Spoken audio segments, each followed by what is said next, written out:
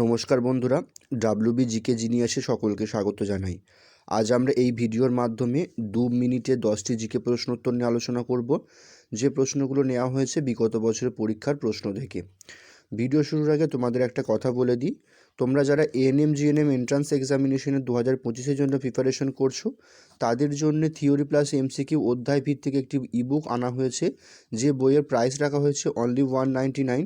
এই বইটি ক্রয় করার জন্য এই যে নাম্বারটা দেওয়া আছে, এই নাম্বারে তোমরা হোয়াটসঅ্যাপ করলে সমস্ত প্রসেস তোমাদের বলে দেওয়া হবে। চলো শুরু করা যাক আজকের video.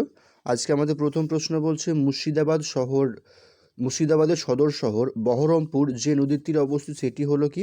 Right answer option C, Bhagirathi. মুর্শিদাবাদের সদর শহর বহরমপুর ভাগীরথী নদীর তীরে অবস্থিত। 2 নম্বর প্রশ্ন কি আছে? পশ্চিমবঙ্গের পূর্ব পশ্চিমে বিস্তার কত? আমাদের right answer option B, 320 kilometre. 3 নম্বর প্রশ্ন কি আছে? পরিযায়ী পাখিদের জন্য প্রসিদ্ধ রাশিক বিল অবস্থিত কোথায়? আমাদের এখানে রাইট অ্যান্সার হচ্ছে অপশান ডি, কোচবিহার। 4 নম্বর প্রশ্ন কি আছে? রামবাম জলবিদ্যুৎ কেন্দ্রটি কোথায় অবস্থিত? আমাদের রাইট অ্যান্সার হচ্ছে অপশান এ, দার্জিলিং। 5 নম্বর প্রশ্ন কি আছে? সিঙ্গলিলা ন্যাশনাল পার্ক পশ্চিমবঙ্গের কোথায় অবস্থিত? আমাদের রাইট অ্যান্সার হচ্ছে অপশান এ, দার্জিলিং। 6 নম্বর প্রশ্ন কি আছে? ভারতের কোন রাজ্যে ব্যাঘ্র প্রকল্প আছে যেটি বিশ্ব ঐতিহ্য স্থান? আমাদের রাইট অ্যান্সার হচ্ছে অপশান সি, পশ্চিমবঙ্গ।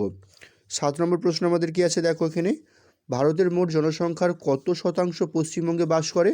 আমাদের এখানে রাইট অ্যান্সার হচ্ছে অপশান সি, 8%। 8 নম্বর প্রশ্ন কি আছে? পশ্চিমবঙ্গের রাজ্য পাখির নাম কি? আমাদের রাইট অ্যান্সার হচ্ছে অপশান বি, শ্বেতকণ্ঠ মাছরাঙা। 9 নম্বর প্রশ্ন কি আছে? পশ্চিমবঙ্গের রাজ্য পশু কোনটি? আমাদের এখানে রাইট অ্যান্সার হয়ে যাবে অপশান এ, মেছো বিড়াল। 10 নম্বর প্রশ্ন কি আছে? পশ্চিমবঙ্গের রাজ্য ফুল কোনটি? আমাদের রাইট অ্যান্সার হচ্ছে অপশান সি, শিউলি। এই ছিল 10টি প্রশ্ন। এরকম প্রশ্ন প্রত্যেক দিন পাওয়ার জন্য অবশ্যই আমাদের চ্যানেলটিকে সাবস্ক্রাইব করে পাশে থাকা বেল আইকনটা প্রেস করে নাও। ধন্যবাদ।